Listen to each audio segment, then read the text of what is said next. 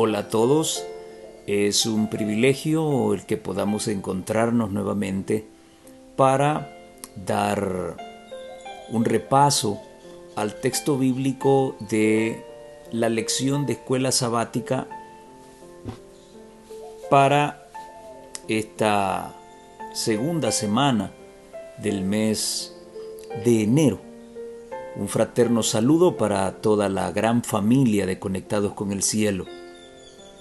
Esperando pues que esta lección haya sido de mucho provecho, de mucho beneficio y sobre todo pues que hayamos entendido la perspectiva vinculada con ese tema tan relevante y tan polémico al mismo tiempo como lo son los diezmos y las ofrendas. Vamos a inclinar el rostro antes de pasar al repaso de los detalles más importantes de esta lección. Señor, gracias por el privilegio que nos das de poder encontrarnos a diario con el estudio de tu palabra. Ahora, Señor, queremos que, así como nos has acompañado en la semana con tu Espíritu Santo, de igual manera, en este momento, puedas enviar a tu Espíritu para que pongas las palabras correctas, necesarias, que dejen clara la situación vinculada con los diezmos, con las ofrendas, ese compromiso, esa responsabilidad que como hijos tuyos tenemos. Acompáñanos, Señor. Te lo suplicamos en el precioso nombre de Jesús. Amén y amén. Muy bien. Lección número 2. Los pactos de Dios con nosotros. Yo siempre me he propuesto una meta. Y yo digo, si voy a estar frente a un público para mentir, mejor no me pongo enfrente. Así que esta lección se presta para un par de puntos polémicos y pues bueno, es mi responsabilidad hablar con la verdad y claro, yo no soy vocero oficial de la iglesia. Solamente quiero compartir mi opinión de cómo veo las cosas. Frente a esta situación, quiero dejar claro en algo. Para este servidor, el diezmo no es una obligación. Y ya voy a explicarlo para que no se me malentienda. Para este servidor, el diezmo no es una obligación. El diezmo es un deber. El diezmo para este servidor es una responsabilidad. El diezmo y las ofrendas son un privilegio. Ahora voy a explicar por qué no es una obligación. El brindarle a mis hijos techo, comida, estudio, vestido, no es una obligación para mí. Lo hago con amor, lo hago con la mejor disposición, es una responsabilidad y cuando hablamos de responsabilidad estamos poniendo en juego la razón.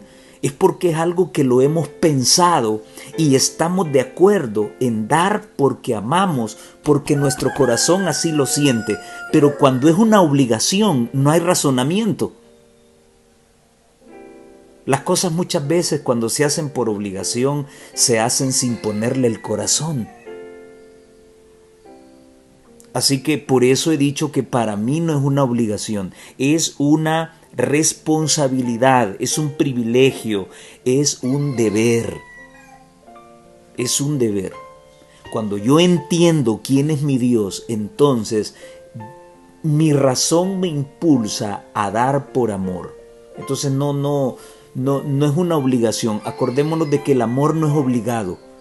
Dios no te obliga a que le ames. Por lo tanto, ante Él, ante sus maravillas, sus bendiciones, la forma que Él es conmigo, yo no puedo hablar de obligar, estar obligado a darle a Dios. No. Se lo doy con toda mi razón, con todo mi corazón. Es un gusto para mí cuando las cosas son obligadas. Muchas veces damos, pero no quisiéramos hacerlo. Si fulana se ha portado mal conmigo, yo no quisiera darle, pero le voy a dar porque es mi obligación. No, eso no sirve. Recordemos que en todo lo que hacemos el amor debe estar presente. Así que muchas veces cuando nos hablan de obligar, muchas veces nos cuesta aceptarlo, renegamos y de mal gusto hacemos o damos las cosas. Entonces por eso para mí el diezmo y la ofrenda no es una obligación. Para mí mejor es una responsabilidad, un privilegio. Espero se me entienda y tampoco espero que compartan esa opinión conmigo. Si usted quiere seguir pensando que es una obligación, piénselo. Para mí no. Yo quiero dar con razón, usando la razón. Quiero dar por amor, porque lo he pensado, porque lo he decidido, porque conozco quién es mi Dios y merece que yo le dé. Aunque lo que yo le dé a Él no le sirve de nada. ¿Por qué? Simple y sencillamente y llanamente porque Él es Dios. Él es el dador, no yo. Entonces yo prácticamente no estoy dando, estoy regresando. Así que de eso vamos a hablar en su momento. Como siempre lo hago y siempre lo he hecho y sé que a algunos no les gusta que uno venga y corrija lo que se ha escrito en la cartilla porque X teólogo lo escribió. Bueno, no está escrito en piedra lo que está en la lección, ¿sí? Y por otro lado, no todo lo que viene con nombre de adventista, pues hay que comérselo, ¿no? Hay que abrir el pan y ver qué trae. No solo ver la viñeta, adventista séptimo día, no hay que abrir el pan y hay que ver qué trae. A ese tiempo hemos llegado hoy. Así que una de las situaciones que no logro entender, no sé si ustedes la entendieron, pero se va a hablar de pactos, los pactos de Dios con nosotros, y se comienzan a descifrar algunos pactos y después no se habla de pactos. Después se mete directamente al tema de los diezmos y la ofrenda. Considero que se dio mucha vuelta, demasiada vuelta, como para ablandar los sentimientos, para ablandar la forma de pensar y luego acuñar el tema de los diezmos y las ofrendas. Aquí no hay que dar tanta vuelta, aquí no hay que tratar de convencer a la hermandad, simple y sencillamente, si yo entiendo que es una responsabilidad, un privilegio, que para mí es un deber dar mis diezmos y ofrendas, ¿por qué estarle dando tanto vuelta al asunto? Entonces si le estoy dando tanta vuelta para llegar al meollo que quiero tratar, es porque hay algún tipo de problema que pues vamos a destapar hoy cómo es el asunto. Así que la lección inicia hablándonos acerca de los pactos de Dios con nosotros. Y el texto clave está en Deuteronomio 28, 1 y 2. Y dice, si obedeces cabalmente la voz del Señor tu Dios para cumplir todos sus mandamientos que te prescribo hoy, el Señor tu Dios te exaltará sobre todas las naciones de la tierra. ¿Por qué me exaltará Dios sobre todas las naciones de la tierra? Pues bueno, porque he guardado sus mandamientos. Punto. Además, las siguientes bendiciones vendrán y te alcanzarán si obedeces la voz del Señor tu Dios. Entonces, ¿de qué se está hablando acá? Se está hablando de obedecer los mandamientos, ¿sí? No perdamos de vista eso, porque prácticamente la lección lo ha mencionado toda la semana. Guarda los mandamientos y serás bendecido. Eso es tremendo. Y el obediente recibe bendición de Dios. Ahora, el autor nos habla que existen dos tipos de pactos. Existen los pactos unilaterales, o sea, donde solamente uno es el que pone la carne en el asador, es uno el que se da, es uno el que hace el convenio, el otro solo oye, el otro solo recibe. Pero también están los pactos bilaterales, en donde pues yo doy y fulano también tiene la responsabilidad, no la obligación, la responsabilidad de dar. Repito, responsabilidad porque va más razonado. Esto lo voy a dar porque yo quiero, es mi deseo hacerlo, me siento bien. Eso es responsable. Obligado no. Y esto lo voy a repetir constantemente porque hay muchos que dan sus diezmos y ofrendas, pero no los dan de buena gana. Pues hay que darlo, pues como es una obligación, no, ese dinero no sirve. Para mí, yo siempre he considerado que ese dinero es maldición en la obra de Dios. Por eso la palabra dice que Dios ama al dador alegre. Si te vas a meter la mano al bolsillo es porque tú estás agradecido con el Señor, ¿sí? Y sabes que lo que le vas a dar a Él no le sirve porque Él es el dueño de todo. Yo solamente estoy devolviendo, no le estoy dando, estoy devolviendo lo que Él me ha prestado. Punto. Ahora, cuando meto la mano al bolsillo y me duele el corazón, ya es mejor no dar. No dar, porque ese dinero no va a ser bendición, va a ser maldición. Entonces, por eso hay que dar responsablemente, ¿sí? Y cuando damos con responsabilidad, los procesos superiores del pensamiento han razonado que hay una lógica que me invita a dar por amor, no por obligación. El amor no es obligado, es una decisión. Así que, bueno, el autor plantea que hay pactos unilaterales y hay pactos bilaterales. Ya tratamos una lección vinculada con los pactos, ¿sí? Así que hay dos pactos generales. Y Hebreos capítulo 9 y el versículo 15 nos lo plantea de esta manera. Y voy a compartirlo hoy con ustedes. Hebreos 9:15 dice... Así que, hablando de Cristo, por eso es mediador de un nuevo pacto, para que interviniendo muerte para la remisión de las transgresiones que había bajo el primer pacto, o sea que hay dos pactos generales. Sí, hay un par de pactecitos en la historia de la humanidad vinculada con Dios, hay un par de pactocitos por todos lados, pero hay dos pactos generales importantes, ¿sí? Y la palabra dice acá que la remisión de las transgresiones que había bajo el primer pacto, o sea que hay un primer pacto. Y luego dice, los llamados reciban la promesa de la herencia eterna. Entonces, ese primer pacto es el pacto antiguo, vinculado con esa muerte de corderos. Ahora el libro de Hebreos nos presenta de que el Señor será el mediador de un mejor pacto.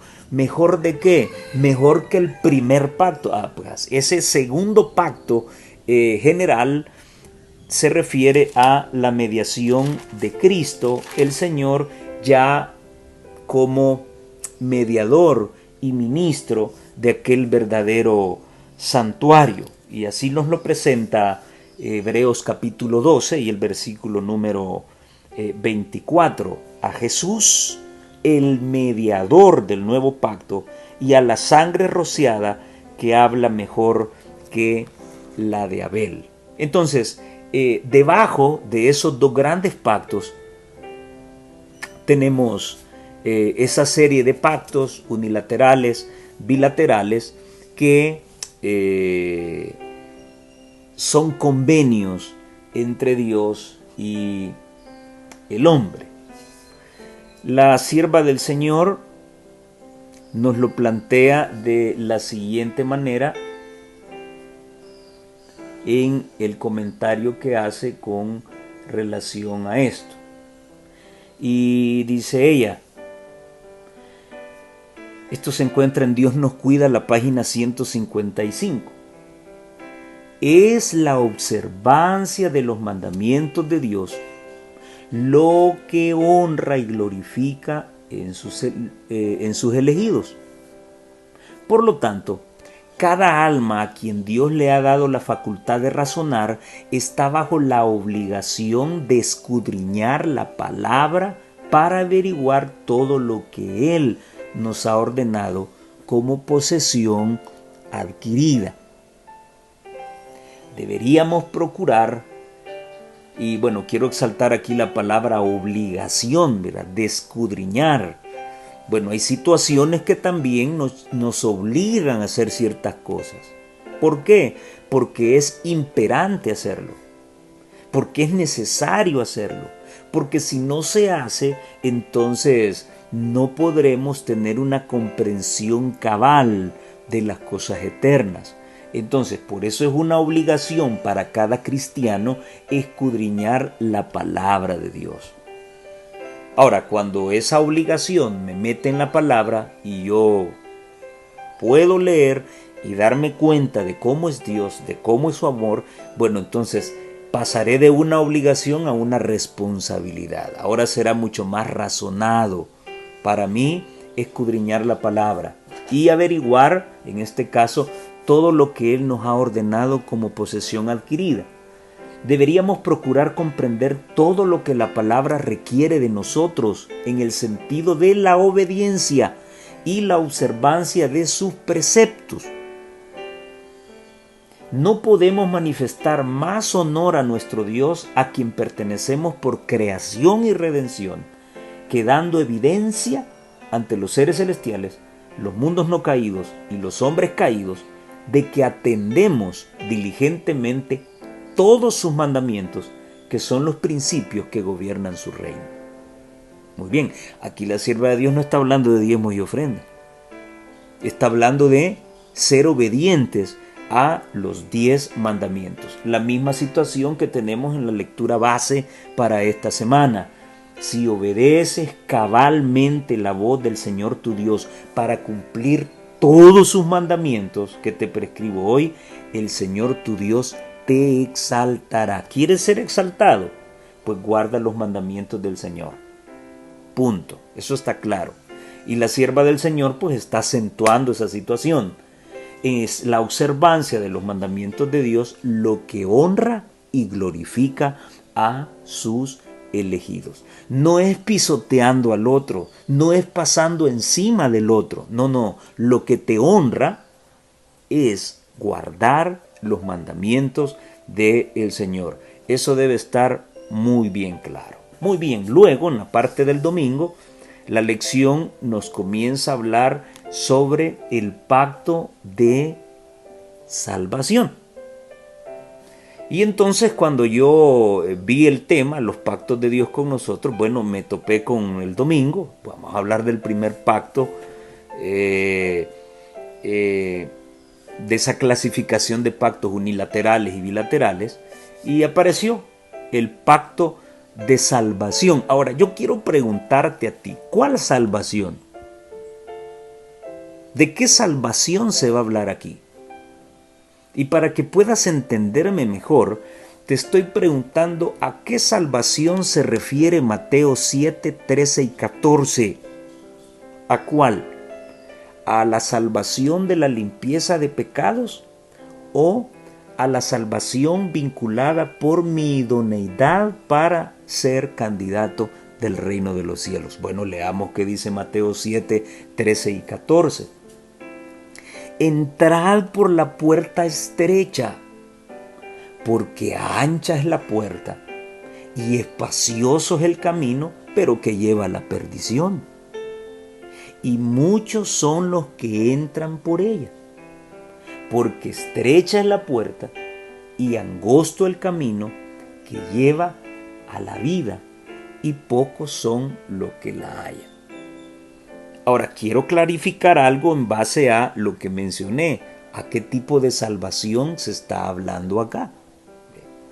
Y lo hago con el hecho de que más adelante se va a mencionar el asunto de la fe y de las obras, que ambas tienen su función en el plan de salvación. ¿Sí? Bien, si notamos, Mateo 7, 13 y 14 nos está hablando de entrar por esa puerta o elegir entrar por la puerta que lleva a la vida. Y la otra, pues bueno, tratar de evitar la puerta que lleva a la perdición, o sea, al perder esa vida y extraviarme para siempre. Lógico está que para poder entrar en esa puerta angosta hay un requisito, ¿no? La limpieza de los pecados. Entonces estamos hablando de una salvación de dos caras y eso lo sabemos muy bien. Ahora, la muerte de Cristo trajo salvación a todos aquellos que le obedecen. O sea, Jesús vino y abrió la brecha para que todo el que crea en Él, ¿sí?, tenga vida eterna. Pero antes de obtener esa vida eterna, debe hacer un acto de fe, como creer en Cristo y bautizarse para la limpieza de pecados, para la remisión de pecados. Entonces ahora estará listo, con eso habrá decidido entrar por la puerta angosta. Ahora, de aquí en adelante, pues tendrá todo un tiempo, mientras tenga vida, para poder conservar íntegro su vestido de bodas. Ahora, si esa persona que acepta al Señor y se bautiza muere en ese momento, pues va a descansar y está listo para entrar a la vida. Sí, pero como esto no es así, son muy escasos ese tipo de casos, ¿verdad? De gente que está al borde de la muerte, acepta a Cristo, fallece y bueno, va a descansar y cuando Cristo venga, pues estará listo para recibir esa vida eterna. Los que todavía estamos vivos, significa que debemos trabajar en nuestra salvación, como cuidando las avenidas del alma para no contaminarnos. Entonces, Cristo abrió esa brecha generalizada para todos. Ahora, ¿todos van a salvarse? Lamentablemente no. La palabra del Señor es clara y enfática en Hebreos 5:9 cuando dice: y habiendo sido perfeccionado, Cristo vino a ser autor de eterna salvación para los que le obedecen. Entonces, ¿quiénes son los que se van a salvar? Los adventistas, los metodistas, los católicos, las asambleas. ¿Quiénes son los que finalmente van a salvarse? Sencillo, los que obedezcan al Señor. Ese será su remanente final. ¿Sí? De este remanente llamado adventismo del séptimo día, pues bueno, tendrá que haber un zarandeo para que se vislumbre quiénes realmente son los candidatos del reino, ¿verdad? Entonces,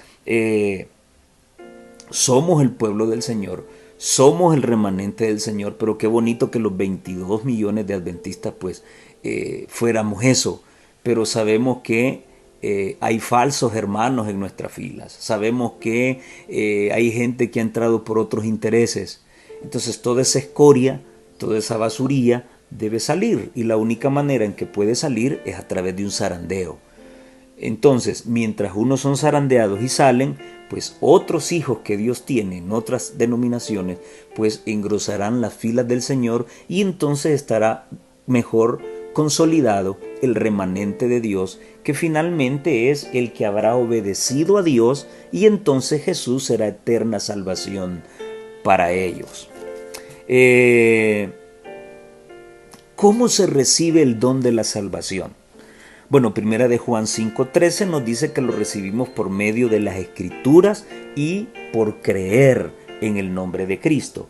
Mateo 10:22 nos dice que recibimos el don de la salvación perseverando hasta el fin, y el que persevere hasta el fin será salvo. Juan 6:29 nos dice que recibimos el don de la salvación si creemos en Cristo. Y segunda de Pedro 1 versículos 10 y 11 nos dice que recibimos el don de la salvación cuando nos afirmamos en nuestra vocación y elección. Elegí ser cristiano, bueno, voy a afirmarme, nada va a moverme, nada va a separarme del amor de Cristo. Entonces, cuando afirmo mi vocación y elección, entonces me estoy preparando para recibir el don de la salvación. Ahora, la salvación se adquiere por la fe, no por las obras de la ley. Ahora, yo te vuelvo a preguntar, ¿cuál salvación? Para la limpieza de pecados, los mandamientos de Dios no me sirven. Las obras no me sirven. Me basta creer en Jesús, aceptarle, bautizarme y entonces mis pecados son perdonados, son limpiados completamente. Pero una vez que he sido bautizado y soy un ciudadano del reino de Dios, pues bueno, en lo que falta para que Cristo venga, puedo perderme, puedo ensuciar mi vestido de bodas, entonces debo cuidarme. Ya tengo el derecho a entrar, ya me bauticé, mis pecados han sido limpios. Entonces, ¿qué debo hacer para guardar mis ropas intactas? Bueno, guardar los mandamientos. ¿Para qué? Los mandamientos me ayudan a conservar mi ropa limpia de tal manera que cuando Cristo venga yo sea un candidato idóneo para el reino de los cielos. Y esto podemos verlo patentado en Mateo 19:16, Marcos 10:17 y Lucas 10:25, donde el joven rico que se acercó a preguntarle a Jesús qué debo hacer para entrar a la vida eterna, no le fue a preguntar qué debo hacer para la limpieza de pecados. Entonces Jesús le hubiese dicho, bueno, cree que yo soy el Hijo de Dios y que tengo el poder para limpiarte. Pero el joven rico estaba preguntando qué debía hacer para obtener la vida eterna. Para la limpieza de pecados, yo necesito la sangre de Jesús.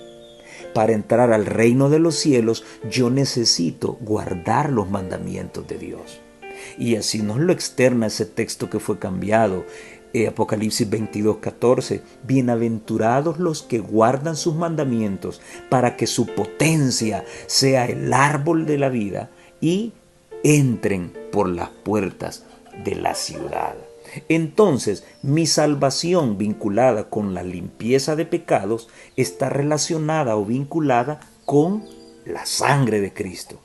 Y mi salvación como candidato idóneo para el reino de los cielos está vinculada con guardar los mandamientos. No sé si se entiende esa cuestión. La mensajera del Señor dice en Mensajes Selectos, tomo 1, la fe que es para salvación no es una fe casual, no es el mero consentimiento del intelecto, es la creencia arraigada en el corazón que acepta a Cristo como a un Salvador personal, segura de que Él puede salvar perpetuamente a todos los que acuden a Dios mediante Él. Creer que Él salvará a otros, pero que no te salvará a ti, no es fe genuina. Sin embargo, cuando el alma se aferra de Cristo como de la única esperanza de salvación, entonces se manifiesta la fe genuina. Solo en Jesús está la limpieza de mis pecados. Solo en Jesús está el poder para que yo guarde sus mandamientos como Él quiere que los guarde y sea un idóneo candidato para el reino de los cielos. Ambos procesos están unidos, ¿sí? O sea, nadie que no haya aceptado a Cristo y sus pecados no hayan sido perdonados, aunque observe los mandamientos, puede estar un día en la ciudad de Dios. Y todo aquel que ha aceptado a Cristo, se ha bautizado y ha sido limpiado de los pecados. Ahora la pregunta que le dice al Señor debe ser: ¿qué quieres que haga? Jesús le dirá: si me amáis, guardad mis mandamientos. Entonces camina en ellos, ese es el camino de Dios, y entonces tu vestido estará limpio, el vestido que limpié, tu vestido que limpié y que lavé con mi sangre estará limpio, y entonces estarás preparado para ser un ciudadano del reino de los cielos. Se complementan ambas situaciones, nada más que cada una en su contexto correcto. ¿Sí? Los mandamientos de Dios no me sirven para la limpieza de pecados, solamente conservan mi pureza una vez que yo he aceptado a Cristo, y al conservar mi pureza, entonces estaré listo para darle la bienvenida a Cristo. Espero que se entienda. Esa fe induce a su poseedor a colocar todos los afectos del alma en Cristo. Su comprensión está bajo el dominio del Espíritu Santo y su carácter se modela de acuerdo con la semejanza divina. Su fe no es muerta, sino una fe que obra por el amor y lo induce a contemplar la belleza de Cristo y asimilarse el carácter divino. Se cita Deuteronomio 30 del 11 al 14, dice ella: y circuncidará Jehová tu Dios tu corazón, el corazón de tu descendencia, para que ames a Jehová tu Dios con todo tu corazón y con toda tu alma, a fin de que vivas. Esto está en Mensajes Selectos, tomo 1, la página 458 y 459. Bueno, entonces después de haber estudiado el pacto de salvación, pensé que iba a aparecer otro pacto. Pero la parte del lunes dice: si obedeces cabalmente. Muy bien. Y entonces, acá se menciona como cita clave Deuteronomio 28 del 1 al 14. No hemos hablado de diezmos y ofrendas hasta el momento. Estamos hablando de pactos, y de lo que más hemos hablado es de la obediencia de los mandamientos de Dios. Si quieres ser exaltado, si quieres ser bendecido, tienes que dar los diezmos. No hemos hablado de eso. Hemos hablado de guardar los mandamientos de Dios. Hemos hablado de obedecer a Dios. Y hoy pues el autor va a meterse más profundamente. Si obedeces cabalmente, si obedeces ¿qué? El mandato de dar diezmos y ofrendas. Momento, vamos a analizarlo. Para empezar, ¿cuál es la etimología de la palabra Deuteronomio? Deuteros significa segunda y nomos significa ley. Por eso es que Deuteronomio es conocida como la segunda ley. Otros tienden a llamarle la repetición de la ley. ¿Por qué? Bueno, la repetición de la ley porque, como por todos es conocido, el capítulo 5 de Deuteronomio vuelve a repetirnos los 10 mandamientos, textualmente así como aparecen en Éxodo 20. Pero también aparecen una serie de leyes, aparecen una serie de situaciones, de compromisos de parte del hombre para con Dios, y allí sí, en una de tantas, es donde se acuña, hay una cláusula vinculada con los diezmos y las ofrendas. Ahora, el autor habla de que el libro de Deuteronomio lo que hace es reformular los 10 mandamientos. Yo no estoy de acuerdo con ese término. ¿Qué es reformular? Reformular es volver a formular algo de otra manera. Y por ejemplo, los 10 mandamientos de Éxodo 20 no se reformulan de otra manera en Deuteronomio capítulo 5. No, aparecen textualmente así como están allá. Tampoco estoy de acuerdo con el término que utiliza la Reina Valera 60, que habla de renovar. O sea, no se está hablando de la renovación de la ley de Dios. ¿Qué es renovar? Hacer que una cosa adquiera un aspecto que la haga parecer nueva. No, en Deuteronomio 5 no se están mencionando nuevos mandamientos, se están mencionando los mismos 10 mandamientos que Dios pronunció en Sinaí ante su pueblo y que escribió en 2 tablas de piedra. Son los mismos. Yo utilizaría el término restablecer la ley de Dios. ¿Por qué? Porque restablecer es establecer de nuevo una cosa, ponerla en el estado que había tenido antes. Es como desempolvar. Cuando yo desempolvo, yo no estoy cambiando nada. Solamente estoy tratando de que sea más visible y más perceptible. Así que no comparto la palabrita reformular con el autor porque no son nuevos mandamientos de la ley de Dios los que se están dando.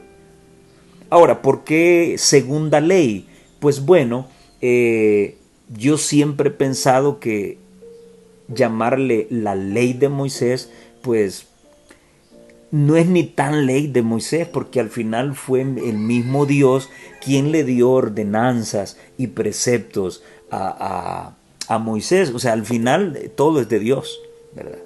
Bien, Deuteronomio 28, del 1 al 14, habla acerca de una serie de bendiciones. Por ejemplo, vendrán sobre ti estas bendiciones. Bendito serás tú en la ciudad, en el campo. Bendito será el fruto de tu vientre, el fruto de tu tierra, el fruto de tus bestias, la cría de tus vacas y los rebaños de tus ovejas. ¿Por qué? ¿Por dar los diezmos y las ofrendas? No, no estamos hablando de eso. No estamos hablando de eso. Estamos hablando de los 10 mandamientos. Ya vamos a ver. Y bendito serás tu canasta, tu arteza de amasar, bendito serás en tu entrar, en tu salir. Jehová va a derrotar a tus enemigos, Jehová te enviará su bendición a tus graneros, una enorme cantidad de bendiciones. Sí, pero ¿cuál es la condición? Bueno, la condición está al inicio. Acontecerá que si oyeres atentamente la voz de Jehová tu Dios, para guardar y poner por obra todos, no lo que yo quiera, todos sus mandamientos que yo te prescribo hoy, entonces también Jehová tu Dios te exaltará sobre las naciones de la tierra. Entonces, ¿cuál es la condición para recibir todas esas bendiciones? Guardar los mandamientos de Dios. ¿Ven cómo seguimos hablando de la ley de Dios? Muy bien. Ahora, de los versículos 15 al 68 de Deuteronomio 28, pues ni modo, hay que mencionarlo también, ¿verdad? Lo que va a ocurrir si yo no guardo los mandamientos de Dios como Él me lo pide. Y hay una serie de advertencias de maldición. Ahora, ¿era difícil guardar los mandamientos de Dios? ¿Es cosa difícil en aquel entonces? Ahora yo te pregunto a ti, ¿es cosa difícil? Dios nos está pidiendo algo difícil. Yo quiero bendecirte. Yo quiero exaltarte sobre la tierra. Entrégame tus diezmos y ofrendas. ¿Eso es lo que dice ahí? No. ¿Qué debo hacer para que Dios me bendiga y me exalte? Guardar sus mandamientos. Ok, ahora, ¿es cosa difícil lo que Dios me está pidiendo? Así como un pastor aquí a El Salvador vino a predicar una gran mentira para mí cuando dijo de que nadie guarda los mandamientos ni lo guardará. Bueno, entonces quiere decir que el remanente de Dios no existe. Es una utopía. ¿Por qué? Bueno, porque la palabra dice, he aquí la paciencia de los santos, los que guardan los mandamientos de Dios. Sí, pero como nadie los guarda y nadie los guardará, entonces ese versículo no está diciendo algo real. ¿Verdad que no es compatible? Sin embargo, le abrieron las puertas y vino a decir acá, en una de nuestras iglesias, de que nadie guarda los mandamientos ni los guardará. Y dijo, porque si guardamos los mandamientos cabalmente como Dios lo pide, entonces eso nos corre el riesgo de que ya no necesitemos de Cristo. Bueno, yo nunca he leído eso ahí.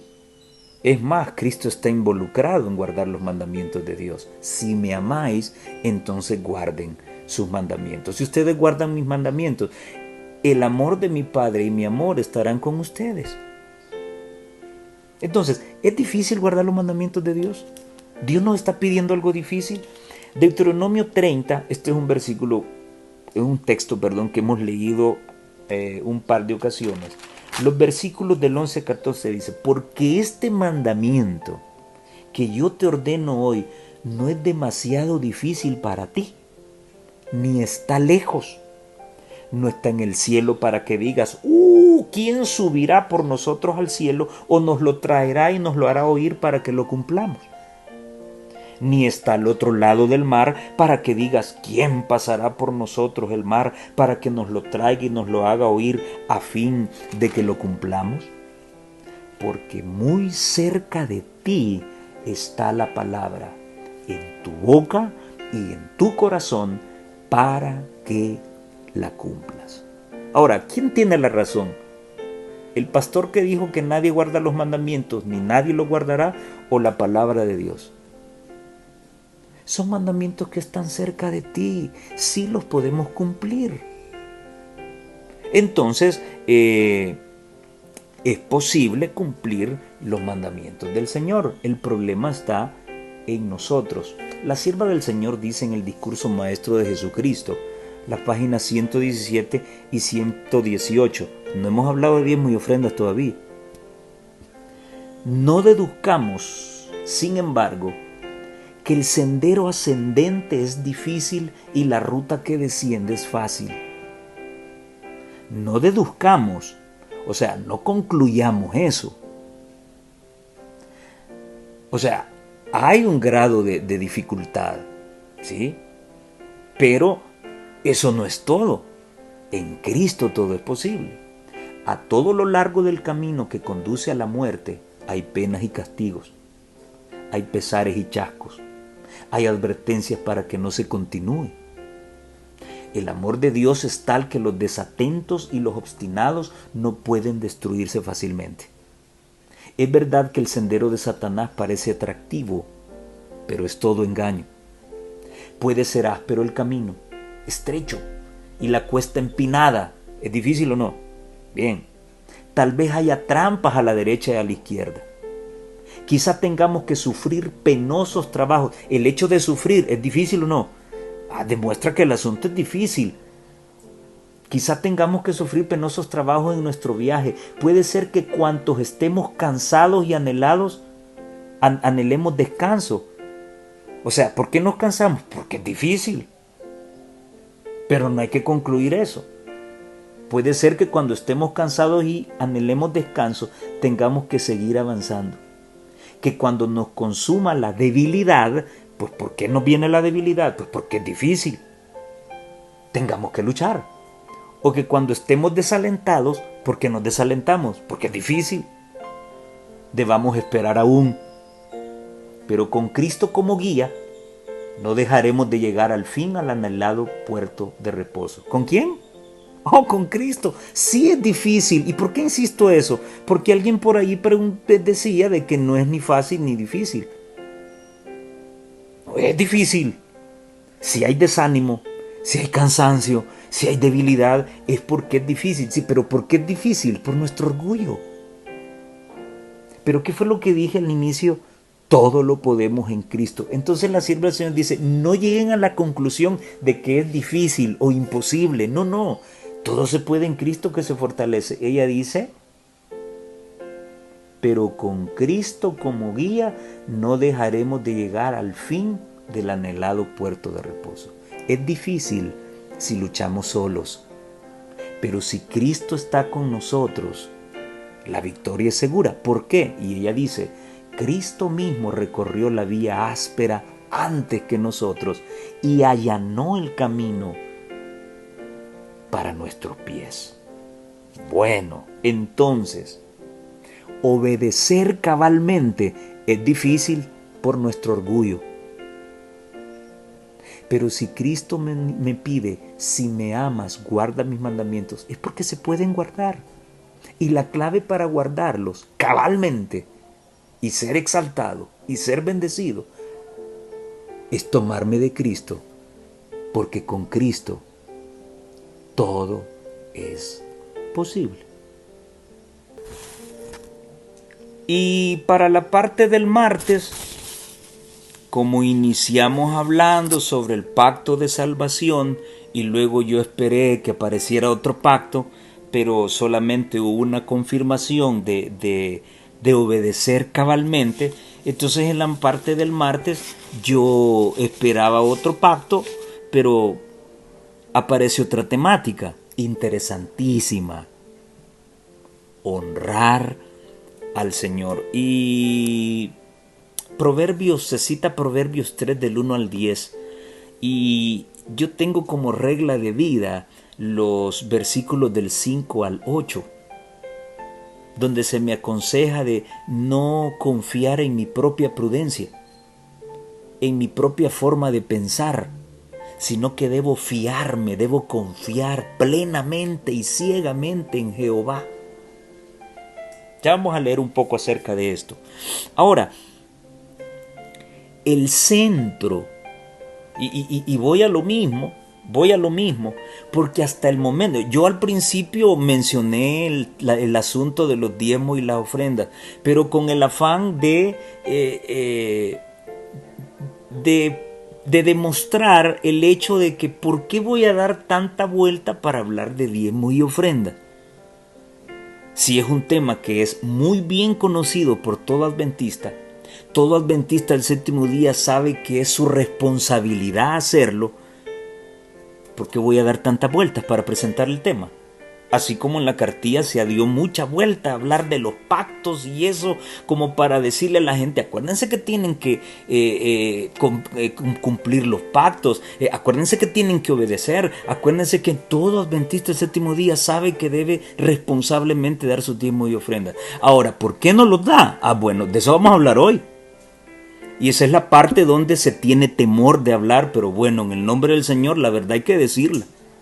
¿Por qué la iglesia un sector de la iglesia se ha desanimado en dar los diezmos y ofrendas? Yo considero de que si la iglesia conociera a su Dios, amara a su Dios y diera su diezmo y ofrendas fielmente, no habría necesidad de hablar de mayordomía. No habría necesidad de hablar de una cartilla entera para hablar sobre ese rubro, para hacerle entender a la iglesia que tiene que dar. El problema, hay varios problemas, ¿verdad? Pero el más grande de todos es no reconocer quién es nuestro Dios. Cuando yo reconozco que Él es el dador de todo, que Él es el dueño de todo, que yo no tengo nada y que lo que tengo es gracias a Él, pues bueno, yo daré. Y no necesito que me estén diciendo que tengo que dar. Eso es real. Entonces, por eso mencioné los diezmos y ofrendas al inicio y puse di mi posición, ¿sí? Para mí es un privilegio, para mí es un deber, es una responsabilidad, no es una obligación. Para mí no es obligación, no es una responsabilidad. Una responsabilidad que nace de un proceso del pensamiento, de una idea muy bien razonada, donde llego a la conclusión de decir, Dios me ha dado todo y yo lo mínimo que puedo hacer es darle todo también a Él, honrarle con mis bienes. Lógico, eso es producto de un razonamiento, por eso es una responsabilidad. Vuelvo a repetir, una obligación, bueno, yo puedo dar, pues sí, pero me duele aquí. Y el asunto no es ese. Entonces, hasta el momento no hemos hablado de diezmos y ofrendas. Sin embargo, aquí viene la otra parte que no comparto con el autor, porque el centro, y yo creo de que mejor hubiese puesto como referencia en el tema, hubiese puesto solamente Proverbios 3, versículo 9 y 10, que sí se enfoca directamente en honrar al Señor con mis bienes. ¿Y por qué menciono esto? O sea, el centro, así como lo ha puesto Proverbios 3 del 1 al 10, el centro de esa cita es guardar los mandamientos, no dar diezmos y ofrendas. O sea, vean cómo venimos desde que iniciamos hablando de guardar los mandamientos de Dios. Y es que a través de guardar los mandamientos de Dios es como yo puedo lograr conocer a mi Creador, saber quién es Él. Y entonces, y me voy a adelantar a la del jueves, al pensar primeramente en el reino de Dios y su justicia, lo demás es añadidura. Primero debo obedecer, aprender a obedecer. ¿A obedecer en qué? ¿A obedecer en qué? ¿En dar diezmos y ofrendas? No, a obedecer en guardar los mandamientos de Dios. Y cuando yo hago eso, lo demás es añadidura. Entonces llegaré temprano a la iglesia, entonces estudiaré mi libro, mi Biblia, estudiaré mis libros para alimentar mi fe, voy a hacer buenas obras, voy a predicar el evangelio, voy a dar mis diezmos y ofrendas. Pero todo lo que acabo de mencionar lo puedo hacer sin guardar los mandamientos. Es mentira lo que estoy diciendo y no es lo que estamos viendo hoy en la iglesia. Hay tanta corrupción, hay tanta gente que vive en pecado y manipula las cosas sagradas. ¿Ve? Y no está guardando los mandamientos como debe ser. En Proverbios 3 del 1 al 10 se mencionan 13 cosas. No olvidarme de la ley de Dios, guardar su ley en mi corazón, ser misericordioso, practicar la verdad, atar su ley a mi cuello, escribir su ley en la tabla de mi corazón, fiarme de Jehová con todo el corazón, no confiar en mi propia prudencia o mi propio juicio o en la forma personal de ver las cosas, reconocer a Dios en todos mis caminos, no ser sabio en mi propia opinión, temer a Jehová, número 11, apartarme del mal, número 12, y la última, la número 13, es la única que habla de honrar a Jehová con mis bienes y con las primicias de todos los frutos. Entonces, aquí no se habla del diezmo exclusivamente, solo lo menciona la 13ª cosa, o sea, los versículos 9 y 10. En comparación al enfoque que Proverbios está planteando. Debo honrar a Dios con todos mis bienes, con todas mis primicias. Claro está, la 10ª parte de Jehová. ¿Y lo que queda en mi bolsillo? Porque siempre nos presentan la 10ª parte, y la 10ª parte, y la 10ª parte, y sacan a Malaquías 3:10, y ya vamos a hablar de eso. Y vamos a hacer un gran análisis. La 10ª parte está clara, le guste a quien le guste y no le guste a quien no le guste, pero la 10ª parte es de Dios. Y ahí andan un montón de mentirosos que salen diciendo que te han engañado, el diezmo es una farsa. No, le guste a quien no le guste, la 10ª parte es de Dios. Punto. Eso es indiscutible y eso es bíblico. Punto. Pero ¿y la parte que queda en mi bolsillo? ¿No le pertenece a Dios? Claro que sí. Entonces debo administrarla sabiamente. Y discúlpenme, pero voy a mencionar algo real y sé que de alguna manera ha contribuido a que muchos se desanimen y ya no quieran dar. O, voy a decirlo así, caigan en el error de no querer dar. Cuando están dando sus diezmos y ofrendas y ven al pastor con una camisa más cara que la que él se pone. Comprarme una camisita polo con los diezmos y las ofrendas, ¿en qué está ayudando en el adelanto de la obra? O andar una camioneta de lujo, ¿verdad?, que se ha comprado con los diezmos y ofrendas, ¿en qué contribuye eso a la predicación del evangelio? Y muchas iglesias no tienen para luz eléctrica. Muchas iglesias no tienen para comprar un terreno. ¿Ven cómo está el asunto? Ya vamos a hablar de esa cuestión. Y nadie lo habla porque tiene miedo. ¿Miedo a qué? Si es la verdad y está en la Biblia. Ya lo vamos a analizar. Entonces, esa parte que queda en mi bolsillo también debe honrar al Señor. Debo gastar con sabiduría. La sierva del Señor, con respecto a esta situación, dice lo siguiente: honra a Jehová de tu sustancia y de las primicias de todos tus frutos, y serán llenos tus trojes con abundancia, y tus lagares rebosarán de mosto. Proverbios 3, 9 y 10. ¿Por qué debo honrar al Señor con lo que tengo? Porque no es mío, así de sencillo. ¿Y por qué dar tanta vuelta? Es que no es mío. Entonces, el que da debe administrarlo bien, y el que lo recibe también lo debe administrar bien. Y allí es donde se da el problema, porque cuando el que lo recibe no lo administra bien, el que lo da no lo quiere dar. Sí, pero ese es un problema humano, no es un problema divino. El mandato está: honrar a Jehová. Ahora, eso no es una obligación, eso debe ser producto de un amor razonado. No dice estás obligado a... No, dice honrar a Dios. ¿Quién no va a querer honrar a ese Dios tan bueno y maravilloso que lo dio todo en Cristo? Y yo 100 pesos los voy a tener aquí guardados y no los voy a querer dar. No, cuando yo entiendo quién es mi Dios, entonces yo me muevo a dar. Y muchos, por eso lo dije, erróneamente no quieren dar porque ven que el que lo administra no lo hace bien, ¿verdad? O celebra su fiestecita en un yate o alquila una limusina, pero es que ese no es el sentido. Dios me pide que traiga sus diezmos al alfolí. Dios me pide que yo le honre con mis bienes. ¿Por qué? Porque no son míos. Yo cuando le doy al Señor reconozco que todo lo que tengo, Él me lo ha dado.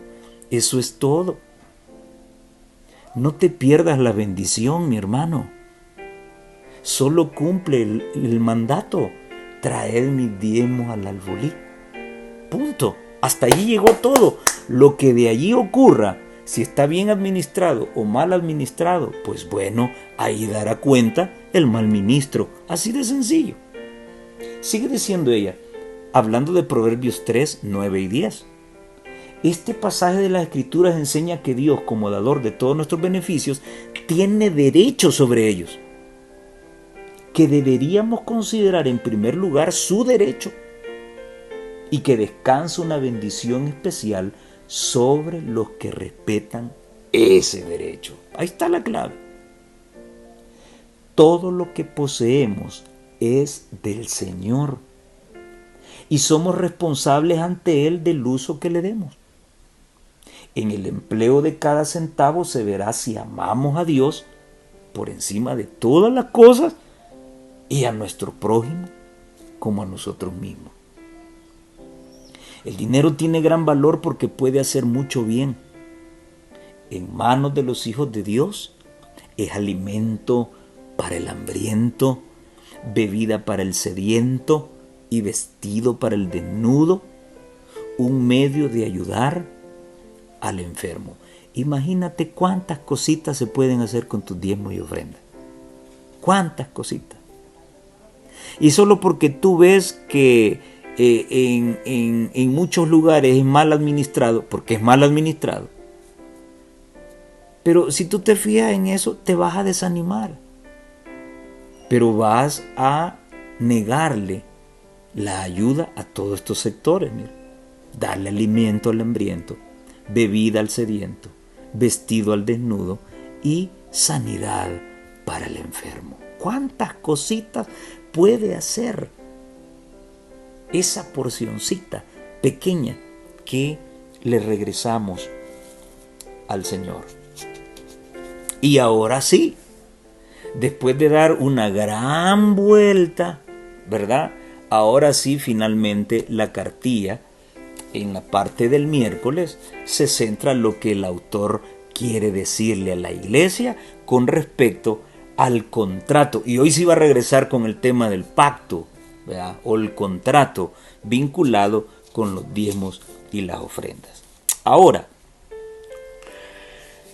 Malaquías 3 del 7 al 11, y aquí es la parte que la he investigado, la profundicé un poquito, me fui al comentario bíblico adventista y me encontré de algo sorprendente.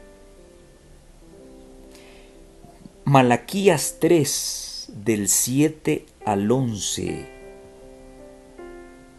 ¿Cuál es el problema central en Malaquías 3 del 7 al 11?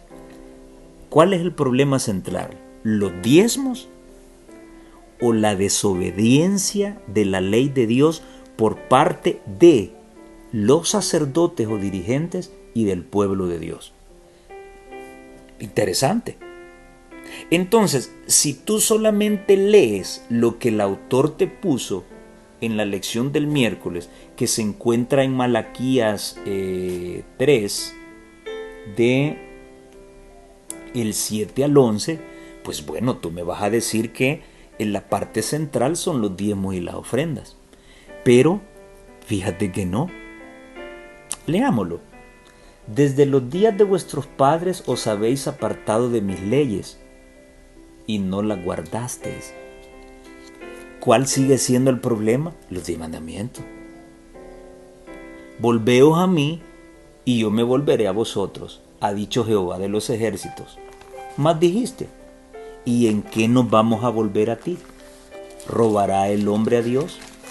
Pues vosotros me habéis robado. ¿Y qué dijisteis? ¿En qué te hemos robado? Ah, en vuestros diezmos y ofrendas. Malditos sois con maldición, porque vosotros, la nación toda, me habéis robado. Traed todos los diezmos al alfolí y hay alimento en mi casa, y probadme en esto, dice Jehová de los ejércitos, si no, os abriré las ventanas de los cielos y derramaré sobre vosotros bendición hasta que sobreabunde. Reprenderé también por vosotros al devorador y no os destruirá el fruto de la tierra, ni vuestra vida en el campo será estéril, dice Jehová de los ejércitos. Ahora, ¿por qué el Señor comienza hablando, diciéndole a los hijos de Jacob, de que desde que los padres aparecieron, ellos se apartaron de las leyes? Y luego ¡bum!, mete el tema de los diezmos. ¿Cómo está eso? Pues bueno, yo voy a investigar, a invitarte, y quiero que lo hagas para que entiendas lo que voy a decir a continuación. Y quizás va a sonar duro, pero es la verdad y es la realidad. Yo quiero que leas Malaquías. Solo son 3 capítulos, ¿sí? Ahora, vamos a contextualizar Malaquías 3, del 7 al 11. El centro no son los diezmos y ofrendas. Si tú te vas al capítulo número 1, a partir del versículo 6, el Señor se va a entender con los sacerdotes. Y el comentario bíblico adventista, hablando de los sacerdotes, dice que se refiere a los dirigentes.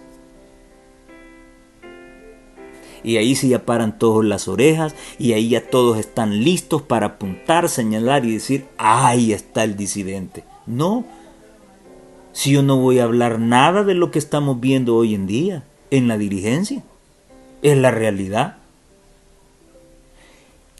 El título de el versículo 6 que está arriba dice, Jehová reprende a los sacerdotes.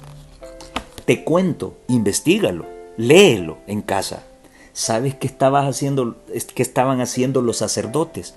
los dirigentes del pueblo, como dice el comentario bíblico adventista, aquellos que tenían sobre sus lomos la responsabilidad de guiar al pueblo en las cosas espirituales basados en la ley de Jehová, en la Torá. ¿Sabes qué es lo que estabas haciendo? Bueno, si has leído el tema del santuario, el cordero debía ser perfecto por fuera y por dentro. El sacerdote lo revisaba cuando el pecador llevaba el corderito. Miraba si tenía sus ojitos, sus orejitas, si su trompita estaba bien, si tenía su lengua, sus dientitos, su cola, sus 4 patitas, que no tuviera ningún defecto congénito visible.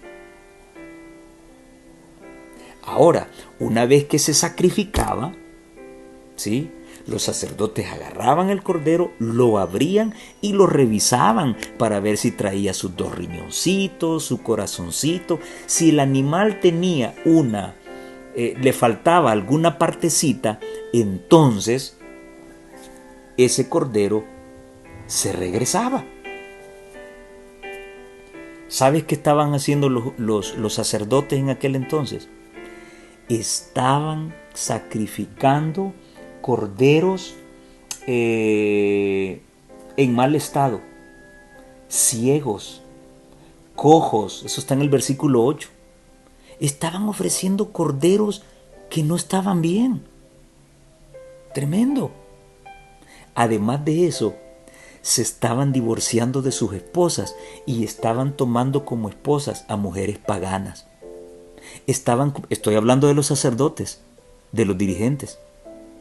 Estaban cometiendo adulterio, estaban practicando hechicería, estaban siguiendo las prácticas babilónicas. Eso estaban haciendo los sacerdotes. Había corrupción entre los dirigentes, había corrupción entre los sacerdotes. Lee Malaquías capítulo 1, desde el 6 en adelante. Ahora, en el capítulo 2, Dios va a reprender al pueblo, pero primero comienza con los sacerdotes. Ahora, claro, el pueblo, al ver la corrupción de quienes los dirigían, al ver la corrupción de sus sacerdotes, entonces ellos dejaron de diezmar y se corrompieron también. Comenzaron a andar en los caminos en que andaban los sacerdotes. Entonces, cuando las cosas funcionan mal en una empresa, ¿a quién hay que jalarle el aire? A los jefes, a los administradores, a los gerentes, es lógico, a los directores. Eso está en los cánones de la administración, es lo primero a quien le voy a pedir cuentas. Yo no le voy a pedir cuentas al barrendero, yo no voy a pedir cuentas a la secretaria, al vigilante, no, voy a comenzar con aquel quien ha sido puesto para administrar. Y no es nada disidente ni nada fuera de la lógica lo que estoy diciendo. Ahora bien, Dios, a partir del capítulo 2, se dirige a los dirigentes, señala los pecados de los dirigentes y la clave de Dios es restaurar el sacerdocio. Y después de que el Señor restaure el sacerdocio, hoy va con el pueblo. Y por eso es que el Señor le dice a su pueblo: pruébenme, traigan los diezmos al alfolí y hay alimento en mi casa. Pruébenme con esto. Y yo le voy a ordenar al gusano destructor que no toque sus cultivos. Maravilloso. Vean la lógica de Dios. Primero, renueva el sacerdocio y luego reprende al pueblo. Y luego invita al pueblo al dar sus diezmos y ofrendas. ¿Cuál es el problema aquí, mis hermanos? Los sacerdotes se apartaron de la ley de Jehová. El pueblo se apartó de la ley de Jehová. Y entonces dejaron de dar sus diezmos y ofrendas. Entonces, para arreglar el problema, ¿qué tenía que ser? ¿Pedirles los diezmos y las ofrendas? No, tenía que renovarse el sacerdocio, llevarlo al cumplimiento de la ley y exhortar al pueblo a cumplir la ley, y lo demás sería añadidura. Cuán importante y urgente es hoy limpiar la corrupción, restablecer el culto, santificar al ministro y al pueblo, rediseñar las funciones del ministro, y entonces el pueblo traerá en abundancia los diezmos y las ofrendas, como se menciona en 2 de Crónicas, capítulo 31 y versículo 5. Si tú buscas primeramente el reino de Dios y su justicia, todas las cosas vendrán por añadidura. Los sacerdotes dejaron de pensar en las cosas eternas y comenzaron a abusar de las ofrendas, comenzaron a abusar de lo que se recibía de parte del pueblo. Entonces el pueblo ya no quiso dar. Qué linda la lógica de Dios. Reconstruyó el sacerdocio y exhortó al pueblo, y luego pidió los diezmos y las ofrendas. Quiero terminar con esto, y espero que también no se me vaya a malinterpretar. Nos han enseñado también de que si tú das los diezmos, serás bendecido. Bueno, quiere decir que los muchachos que no trabajan, que no perciben un salario y no dan diezmos y ofrendas, no son bendecidos.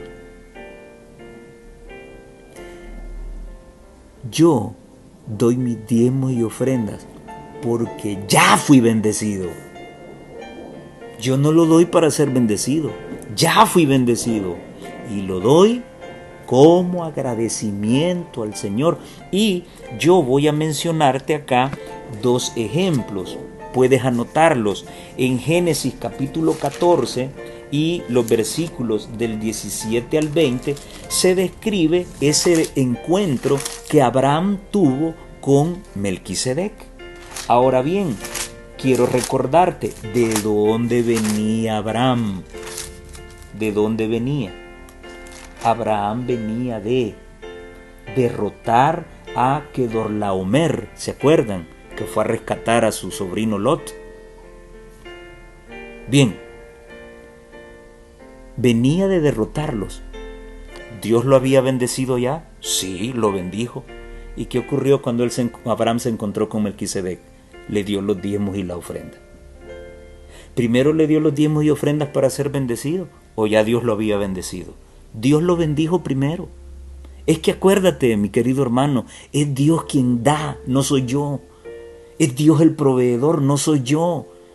Yo no doy mi diezmo y ofrenda para que Dios me bendiga. Yo lo doy en agradecimiento porque ya me bendijo. ¿Lo entiendes? Abraham fue a la guerra y Dios lo bendijo con la victoria. Y él, en agradecimiento, devolvió sus diezmos y ofrendas y se los dio a Melquisedec. El otro ejemplo está también ahí en Génesis, el capítulo 28, los versículos del 20 al 22. Y quien está hablando allí es Jacob. Y dice que Jacob hizo voto con Dios. Y te lo voy a leer. E hizo Jacob voto diciendo: si fuere Dios conmigo, y me guardare de este viaje en que voy, y me diere pan para comer, y vestido para vestir, y si volviere en paz a casa de mi padre, Jehová será mi Dios. Está haciendo voto, está poniendo unas condiciones. Mira tú, Jacob está poniendo las condiciones. Y esta piedra que he puesto por señal será casa de Dios. Y de todo lo que me dieres, el diezmo apartaré para ti. ¿Ya había entregado los diezmos y las ofrendas a Jacob? No. ¿Cuándo los iba a entregar? Bueno, si Dios lo acompañaba, si Dios le aseguraba su pan y su bebida y lo hacía regresar con paz. ¿Y fue así o no fue así? Fue así. ¿Y Jacob regresó los diezmos? Sí. ¿Por qué? ¿Para ser bendecido? No. Fue bendecido primero y él en agradecimiento devolvió los diezmos y las ofrendas. Si no estás devolviendo los diezmos y las ofrendas, no eres agradecido con el Señor. Eso debe quedarte claro. Yo no doy, sí, el diezmo y las ofrendas es para mantener a los ministros del Evangelio.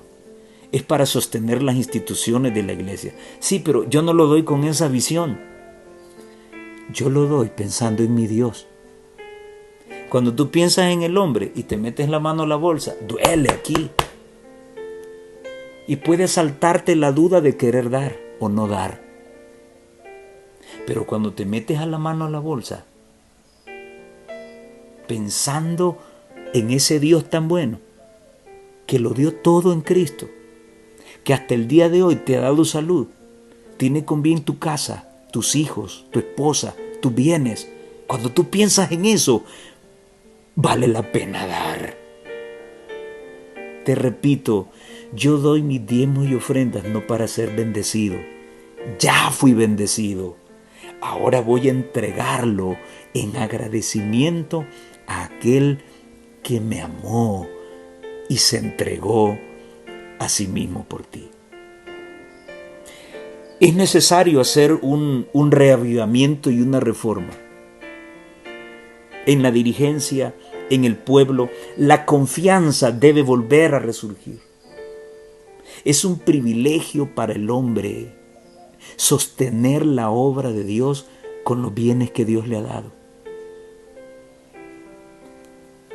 No te pierdas esa bendición. Y dale gracias a Dios, porque todavía, a pesar de lo que somos, tiene misericordia en bendecirnos. Mas buscad primeramente el reino de Dios y su justicia, y todas las cosas vendrán por añadidura. Que el Señor te bendiga y nos vemos en la próxima.